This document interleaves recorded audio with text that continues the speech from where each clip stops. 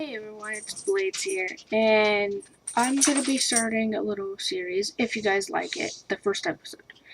And it's basically one of those stories where you get to pick what happens, and this one is Zombie High Volume 1. Now this is the first one, I believe there's 6 of them, but I'm only going to do the first one and see if you guys like it. Now depending on the first chapter, on how long it is, I will do 2. Maybe just the one. I'm not sure yet. But anyways, let's get into it. Playing this game is dead simple. Here are a few things to know. Using your thumb or finger, scroll up and down to read and make choices. If you're using more than one finger to play this game, you're working too hard. Your game is constantly saved without you doing anything.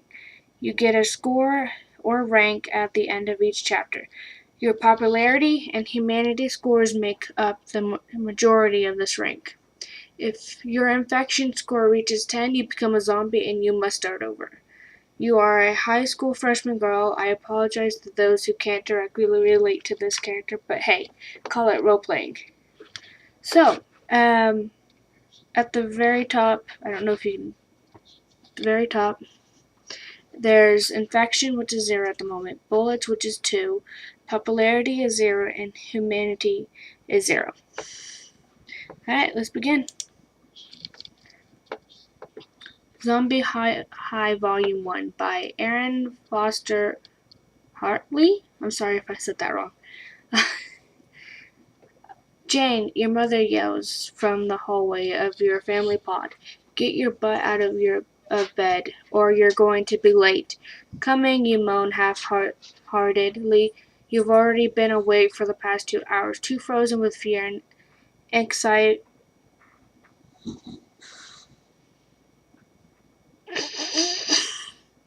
I'm bad. Sorry, guys. To budge from under your green camouflage comforter. It's finally here, you think to yourself. My first day of high school. Life is finally beginning. Judging from the Clarks and Sneasels. And I am bad at words, I'm so sorry.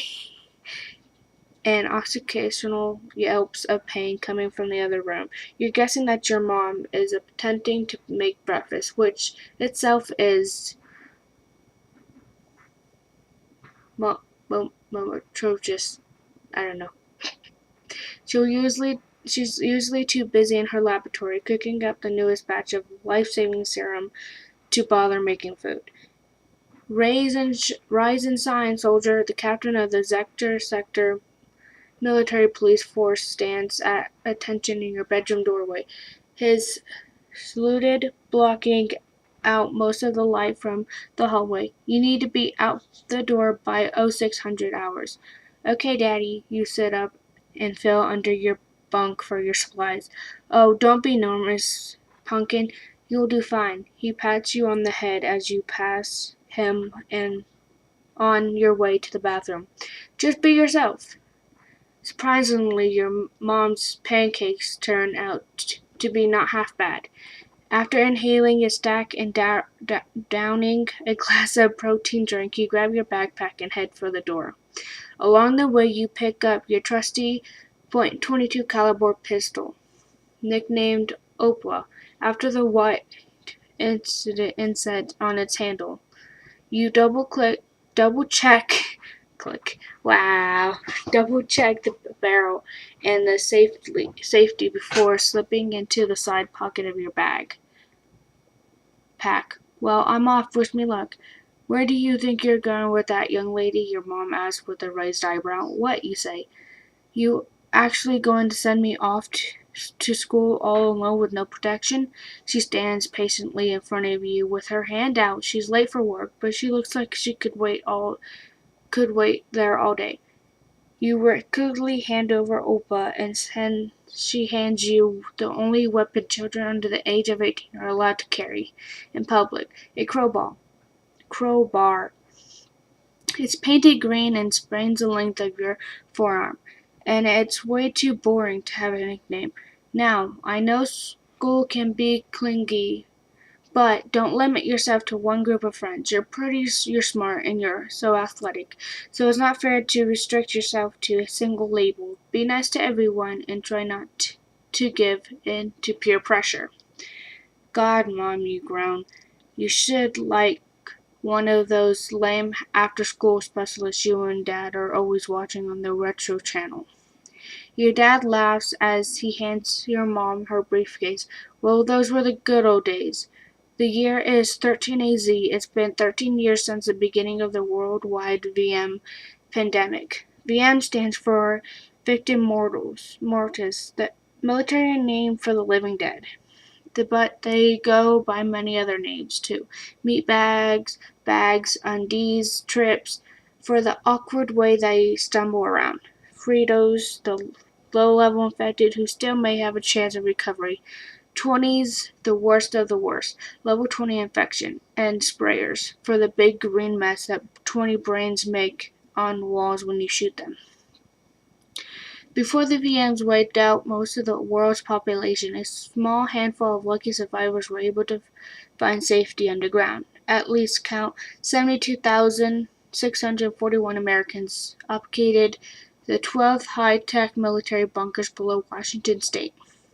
Your sector Zota is somewhere beneath that used to be Seattle. The government had plans to expand further under the entire country to create a safe haven in the event of a major terrorist event, such as a nuclear fallout or a bioterrorism.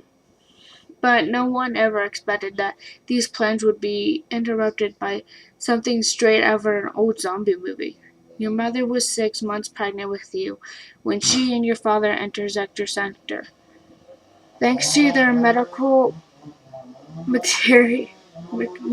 and material, oh my gosh, military backgrounds, they've been recruited. Soon after the infection was discovered, I am so sorry for that person who is doing the mowing.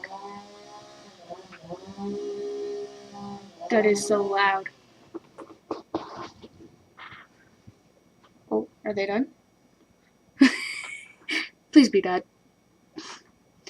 And oh gosh, I am gonna butcher these names. I'm so sorry. Sangho, London, Jacksonburg, Rio de, I don't know, Sydney and New York City. I am sorry if I cannot pronounce those, and I have pronounced some of those wrong. I am so sorry. You were born in the sector, oh my goodness, sector hospital, and you've spent every day on your 13th years of life safely tucked away in its resident zone. According to the sector law, all children under 13 must be homeschooled either by tutors or various sector-sponsored internet sites. After that, everyone is required to attend public sector high school. That was bad. Sector high school for 3 more years. The best and brightest students either enter either the military or the medical fields. The average students might accept teaching, janitors, or service positions, but the rest have only 2 options: either marry someone in the first 2 categories and start a family, or earn food for riches by volunteering for medical experiments, meaning sell your body to medical so they could find a cure. That's basically what they said. For you and your generation, it's always been this way. Your only memories of the BZ world come from movies made long ago in some place they used to call Hollywood. Now the nearest media personnels, mostly band boys and reality TV stars, come out of Alpha Sector. Movies don't get made as much anymore, so you and everyone else your age obsess over old classics like Grease, Mean Girls, and High School Musical. And though you know they're all just stupid fantasies from a long dead era, you still hope that Sector High will have maybe just a fraction of their awesomeness, except maybe for kids bursting out into song in the hallways that you could live without. You give your parents one last hug goodbye and head down the corridor to meet up with your best friend, Chase. Well, at least he was your best friend before he entered high school last year. You've grown apart a little bit since then, but now you hope it's going to be just like old times again. Plus, it will be great to have someone close by to show you the ropes and give you advice. The door of Chase's pod swings open. Yeah, Ma, he says over his shoulder as he comes out into the corridor. She's here right now. Good luck, Jane, Chase's mom calls from the inside, and you wave thanks. Chase pulls his sandal brown bangs brown bangs out of his blue eyes with an impacted fleck of his wrist. Pulling the door shut behind him, he smiles and flips his own green crowbar up into the air and then slides it driftily into the side pocket of his cargo pants. Ready to go, Bate? You hate this nickname.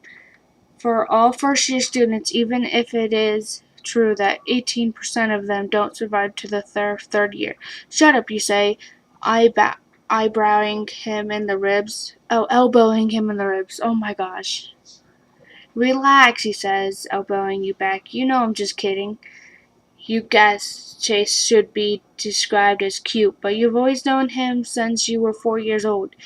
You shared baths and chicken pops and tormented countless babysitters and tutors together. You've come to think of him solely as a brother. Any thought of romance between the two of you makes you queasy. The two of you follow the east corridor to the subway, joining the mass of other students and workers along the way. A colorful moral celebration, Dr. Ethan Elencher's early antidote research adorns the stone walls. The heavy scent of spray paint fills your nostrils, and you notice that someone has graffitied "Death to all Fritos and meatbags suck" across the doctor's oversized beaker of AZ-214. Suddenly the foot traffic in front of you comes to a halt. Looks like a bottleneck up in the eye scanner, Chase says, cringing his neck above the crowd. They must have caught a Frito. In a few moments, the crowd slowly starts to move again, and you finally make it to the eye scanner. You walk through it carefully not to blink, as a heavily armed military police watches the computer screen. It flashes green and he waves you through the gate. You and Chase arrive on the platform just as the subway does, and you hustle inside to find a seat together. So, did your mom freak this morning when you left? Chase asked. Nah, she was fine.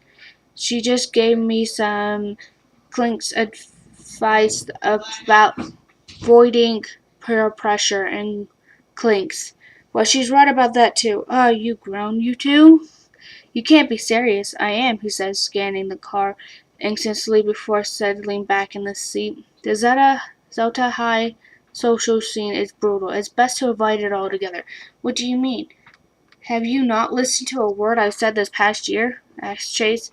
He shrugged and Chase sighs. Okay, he continues. Listen up. First you have the baggers. They're all meatheads and stereo cases. If you ask me, all they care about is killing meatbags. Sounds kind of fun, you say. More like a 24/7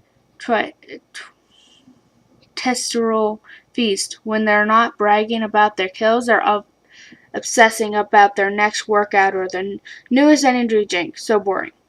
Most bagger guys date royalties, the cheerleaders, and all the other spoiled pretty princesses. Future trophy wives, I like to call them. Next, you have the Irlanches. These are the smart kids, obviously, and they are also totally lame. All they do all day is study and brown-nose the teachers for extra bullets, which they immediately hand over to the baggers who protect their scrawny butts. That's pretty nice of them, you say, relieved that you won't be witnessing any Revenge of the Nerd-style bullying for smart. Whatever, they're still major weeds. Weed, weed, nerds. Just replace that with nerds. but none of them are as bad as the A kid. Who's that? Every year's got one, Chase says, raising his voice to a mocking pitch. The guy who's so smart, so strong, and so brave. All the girls drool over the A kid. Uh-huh, you say. Jealous much? As if. Chase leans back, crosses his arms. Is there ever a female kid, eh? Nah, it's always a guy.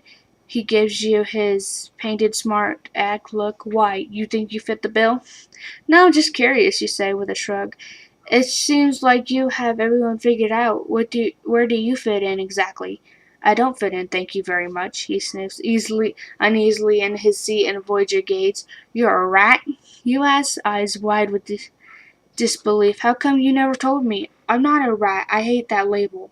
I'm just one of the few kids who refuse to be sucked into the whole fantasy system. You consider this for a moment. At least baggers and e-lancers and royalty all have a purpose for the greater good of society. What's yours? Do you hear yourself? Chase huffs, his face suddenly turning red. You sound just like those stupid public services announcements on TV. Do you really think everyone had a purpose back before this all happened? What's wrong with just wanting to be a kid? A man sitting across from you peers at Chase over his newspaper. Chase sighs and looks out the window at the passing advertisements along the subway tunnel wall. You notice that there's going to be a John Hughes movie marathon all next weekend, and you make a mental note to DVR it. Look, Chase finally says, it's not that I'm planning to donate my body to science or anything. Hey, just like I said earlier.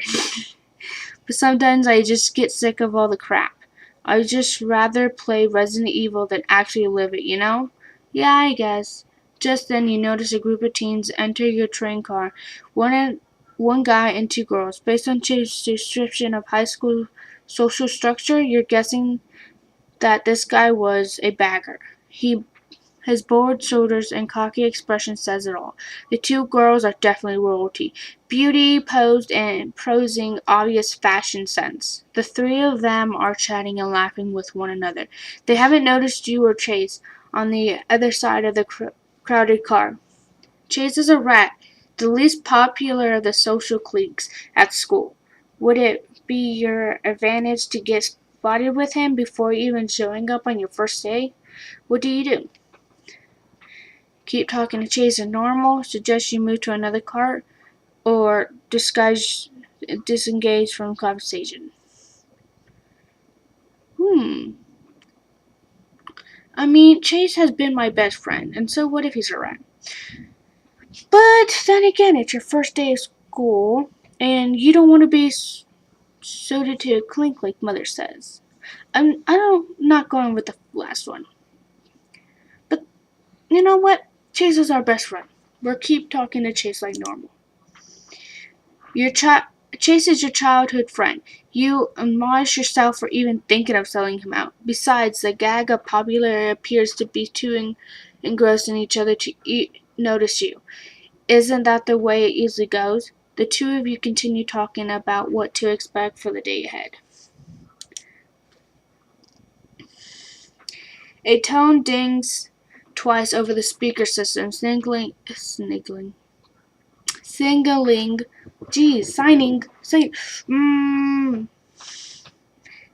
the next stop. Chase reaches his backpack. Just remember one thing, the less you call attention to yourself, at least school, the easier it'll be, trust me. You follow Chase out of the subway car and join a few dozen other kids. Walking toward a set of heavily gray doors. Above them hangs a plaquage. I don't know. Is it a plaque that reads Lecter High School, established 2AZ. You enter a wide hallway. Sorry for that. Hallway lined with lockers passing small clutters of squealing girls, guys horsing around with their buddies, and silent kids with their noses buried in their thick medical volumes. You follow Chase around the corner, eventually approaching three kids who all greet him with smiles or slaps on the back. Guys, meet James. Chase says. You smile at Nick, Tatum, and Caroline, introduce themselves. Howdy, Tatum's chips. Her strawberry blonde hair is liquidated into short spikes all around her head, and her ears are pierced with about a dozen earrings each. Chase told us all about you. If you want to stash your stuff in my locker, that's cool. I have plenty of room. Oh, thanks, you say, but I think for sure all assigned lockers over in the West Hall. It don't matter, Nick says. His black t-shirt has a white skull with Misfits written in the green across his forehead. He is also missing a tooth behind his left canine. No one ever checks. I've had the same locker for the past 5 years. 5? Carolina snorts and puts her arm around Nick's waist.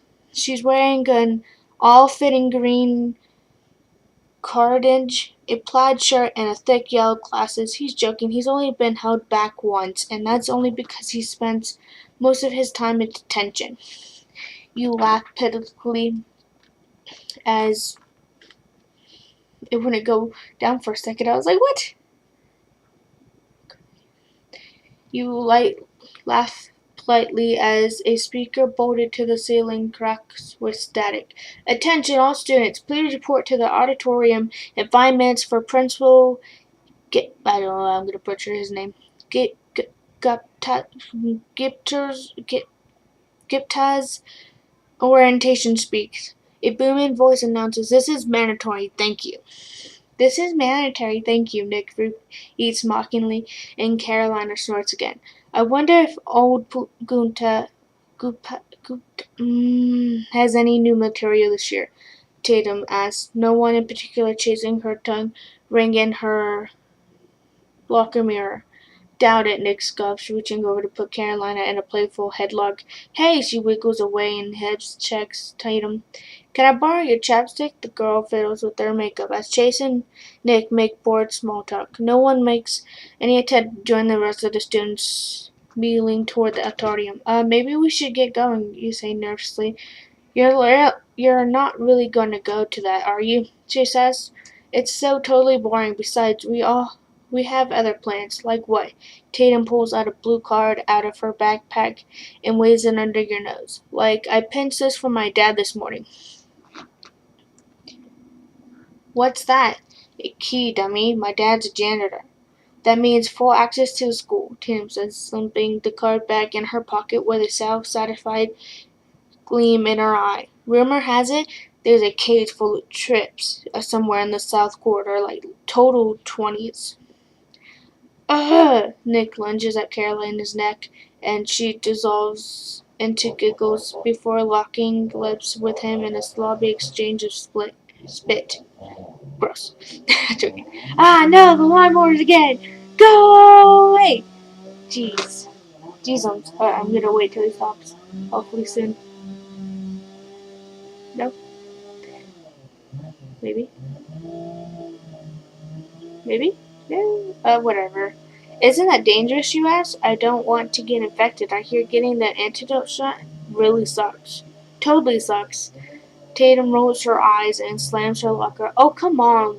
Live a little. Besides, it's totally safe. My dad cleans in there every day, and he's totally a wuss.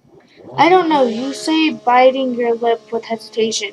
The orientation sounded pretty important. I mean, it's my first hour at the school, and I immediately go break the rules?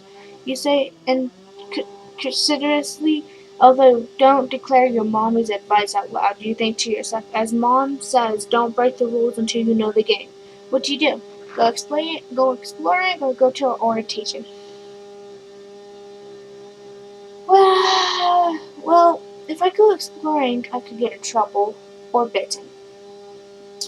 If I go to orientation, I can learn more about the school and do something with my life. I'm going to the orientation. You know what? I think I'm going to stay behind and go to this thing, you say. I'll catch up with you guys at lunch. Oh, come on, Tatum says, slinging her bag over her shoulder. Don't be a lamezold. Chase stands up a little strainer next to you, his big brother instinct kicking in. Hey, I'll go with you, Jane.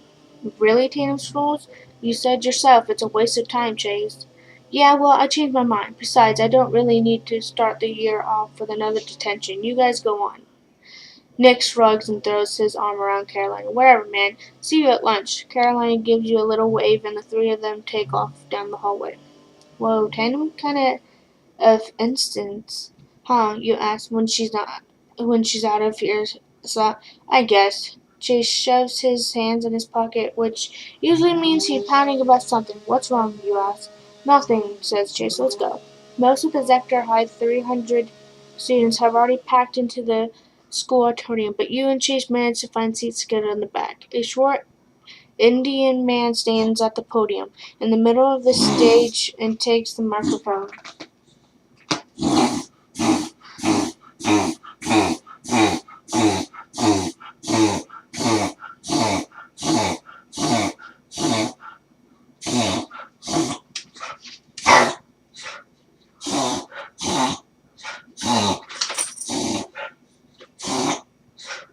You okay, Arrow?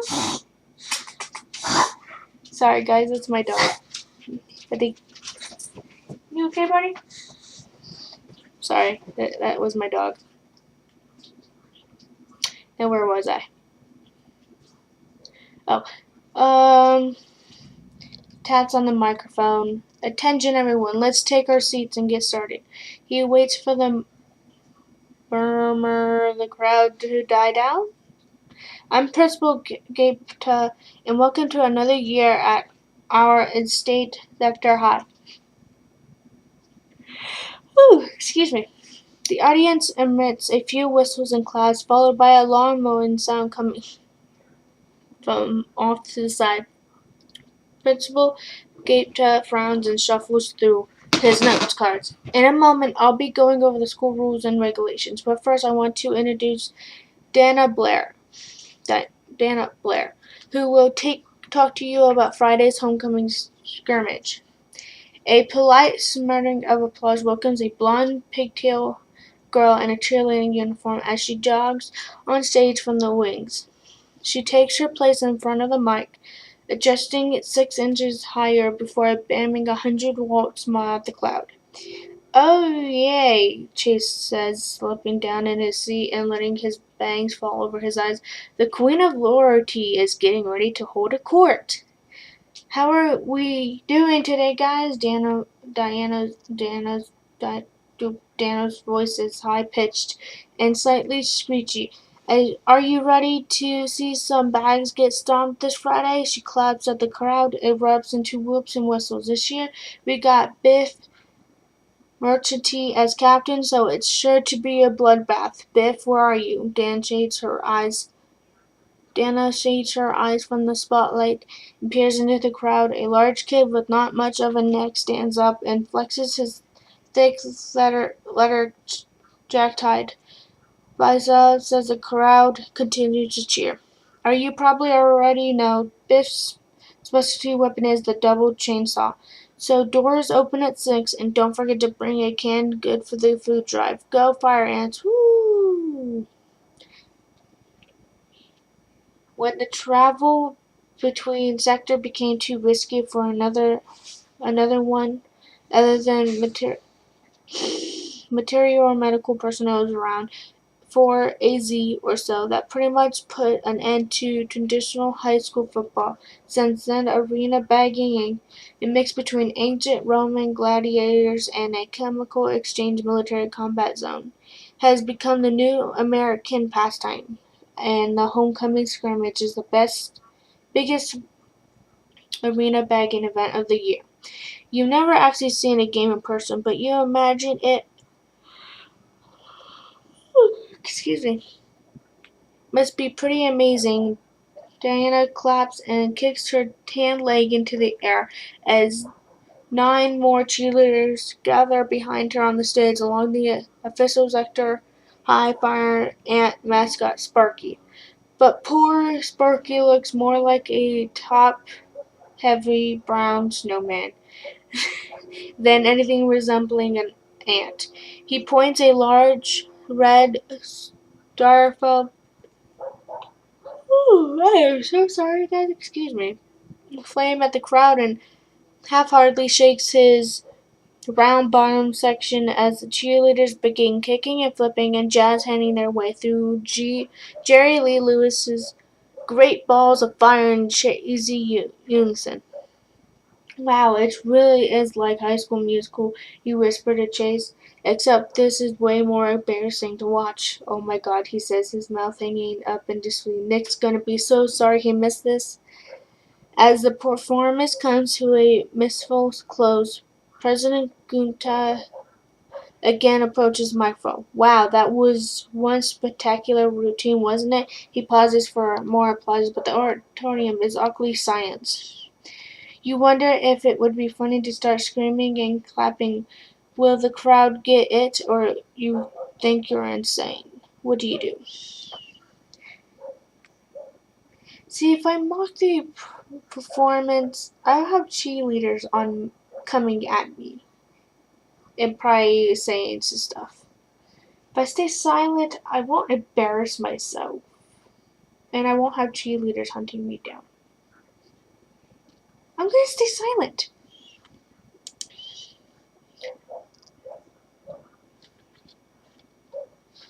Okay then, I'd like to welcome our new class of first years. Excuse me. I encourage all second and third year students to help them out this week with finding their classes and adjusting to the way things work around here. I'm sure all you remember what a big change it is to adjust to a new school. Bait! Someone behind you draws. All students must take a core set of subjects each year, including science, physical education, and history. Physical education and history.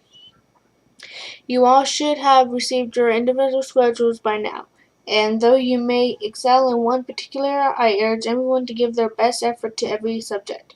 Remember, Principal Gunter pauses dramatically here, raising his arm as if to embrace the entire student body in a bear hug. You are the future of humanity. Each one of you is responsible for staying alive. If I had to grow up under circumstances like this, his voice cracks and brings his held up fist to his mouth. He pauses and shakes his head. I'm sorry, I don't really know how you kids do it. You cringe uncomfortably, hoping he doesn't start bawling like a baby.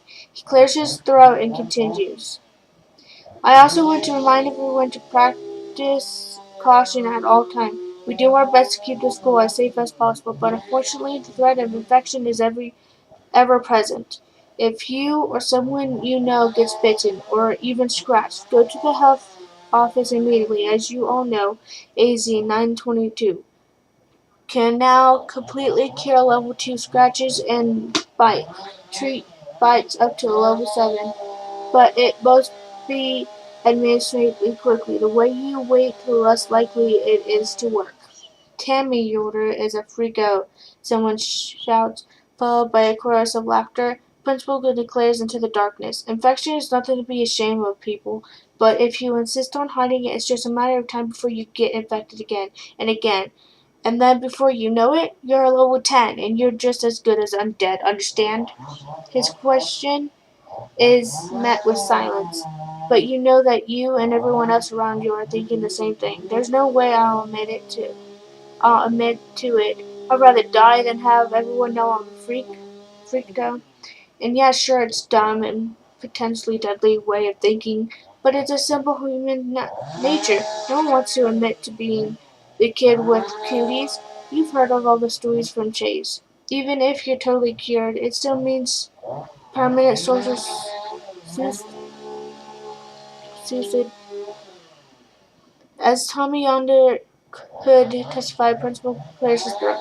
Moving on, we operate on a bullet-based merit system. Here. Excuse me. That means if you do well on your assignments, you get a bullet. If you show strength and courage in PE, you get a bullet. Likewise, we will confiscate bullets for negative behavior. As you all know, in accordance with sector law, minors are allowed firearms only in supervised solutions. Speaking of which, we are looking for a new first period corridor monitor. Monitors are in charge of scanning and appearing anyone exhibiting infection or other suspicious behavior. You'll be paired with Val Kinmaid. Val, can you stand up?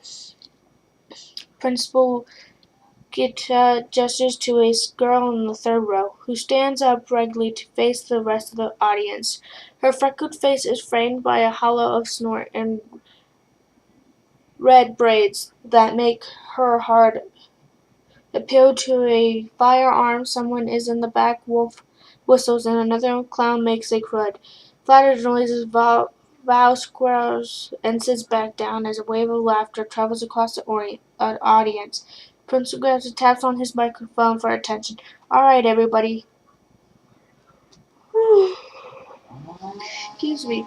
Val is one of our most experienced monitors, so any first year who's interested will be in good hands. I shouldn't have to remind you all that this is an excellent training opportunity. So do I have any volunteers? I think he means any suckers, Chase mumbles under his breath. You look at your class schedule and see that you have first period study hall. What a yawn. You have to admit that hunting meat bags every morning would be sweet, but you're hesitant to call attention to yourself so early in high school career. Clearly, condor monitoring is not the fast track to popularity. Anyone all? There's a hint of desperation in Principal Gunta's voice as he scans the crowd. Did I mention that you get to carry a loaded rifle? What do you do? See, if I mock anyone full cheerleaders, it's gonna be just like this last thing. Mocking the cheerleaders, they're gonna come after me. I don't need that. Study hall is so boring. And what's the point if you have classes the rest of the day? Study hall should be at the end. You know what? I always wanted to, I might be able to kill Opla. My gun. My 22 caliber. You know what? Let's volunteer for duty. Uh-oh. Your popularity decreased by 1 point. I'm at -1, guys. Oh no.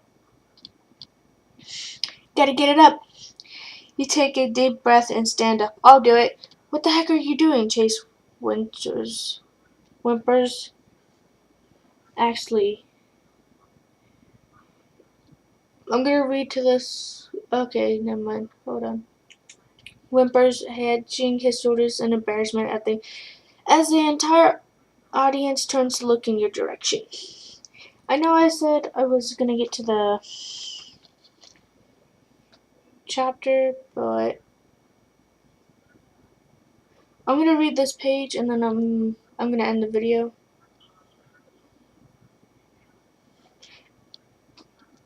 Alright. And what's your name, miss? Principal Gupta asks. Jane, your voice sounds high and squeaky, so you clear your throat. Jane Valentine, sir. Wonderful, you can go check in with Sergeant Davidson at the supply room. Everyone else is dismissed. The auditorium erupts into low-level chaos as the students scramble their for their bags and exchange goodbyes with their friends. Some students sneer at you as they pass, and others just eye you curiously. Chase is still standing in his chair, dumbfounded. I can't believe you did that, he mutters.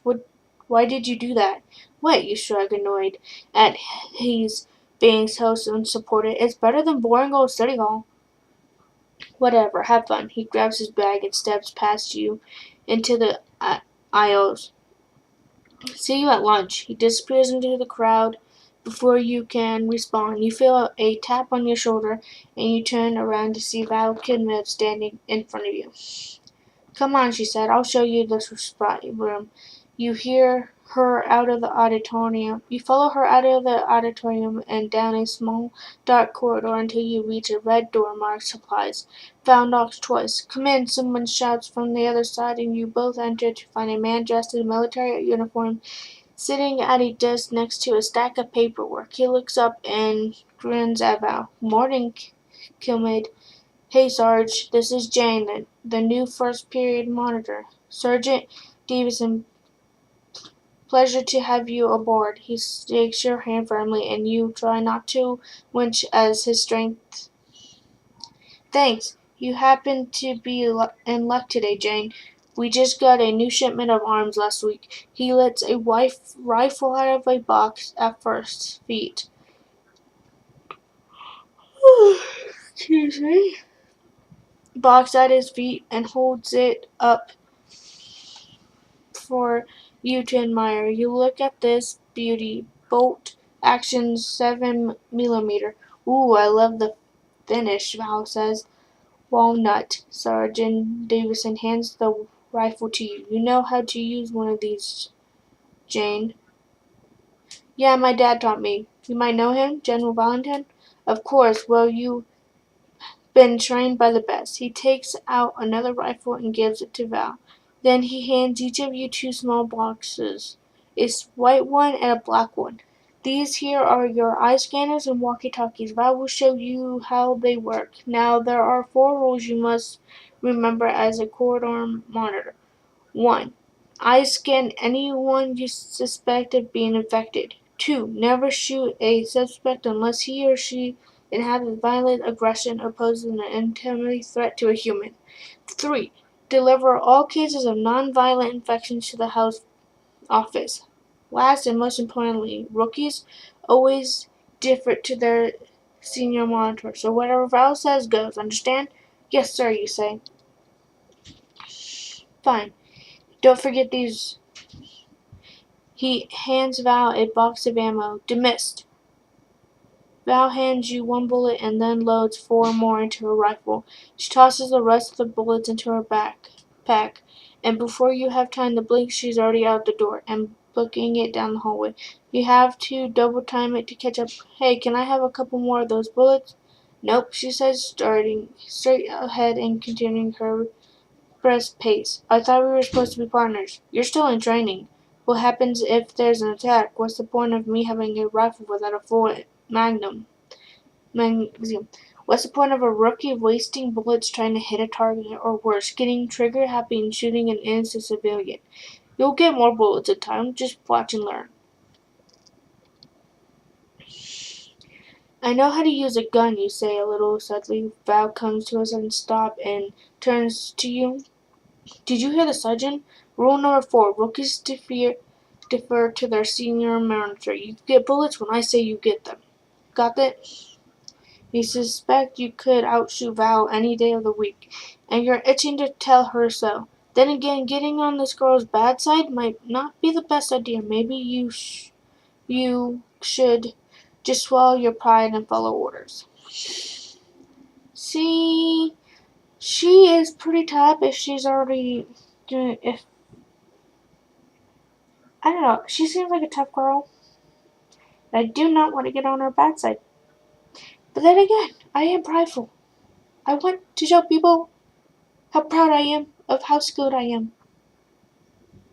But then again, she probably knows a lot of baggers that could punch me and stuff. So I'm just gonna swallow my pride.